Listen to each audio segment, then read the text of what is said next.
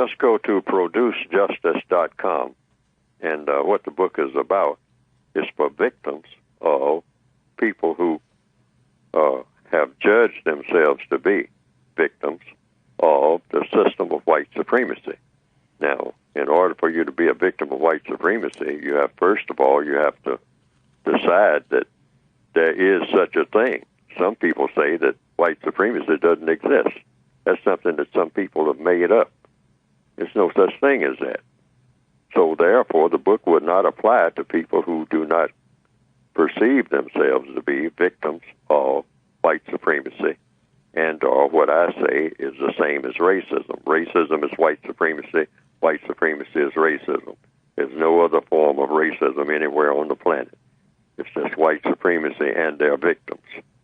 It's only three classifications of people, according to what I have written in the code book, and that is white, non-white, and white supremacists. Mm-hmm. White supremacist is a political category that you first of all have to be white in order to be in that political category, and you have to believe in dominating and mistreating people based on color. So I always make a distinction between the white people who believe in that and the white people who don't. You either do or you don't, but you have to be white first in order to be a white supremacist. You cannot be black or non-white, brown, yellow, beige, tan, red, any of the non-white categories. You cannot be any non-white person and be a racist in a system that's already in place called white supremacy. And you're either a victim of that system or you decide whether you're not. You're either a victim or you're not. And even if you make the decision, you might be a victim without knowing that you're a victim.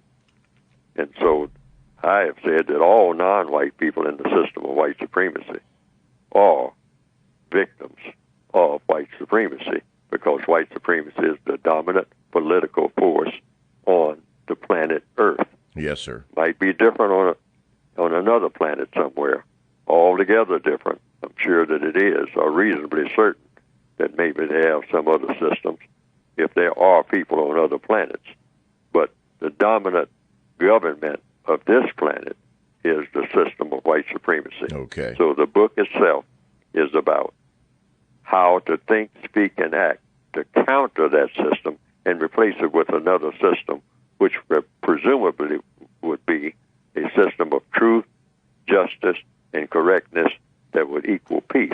Yes, sir. Because that's what we should have had before we had any of these other systems that have been very disruptive of the peace process.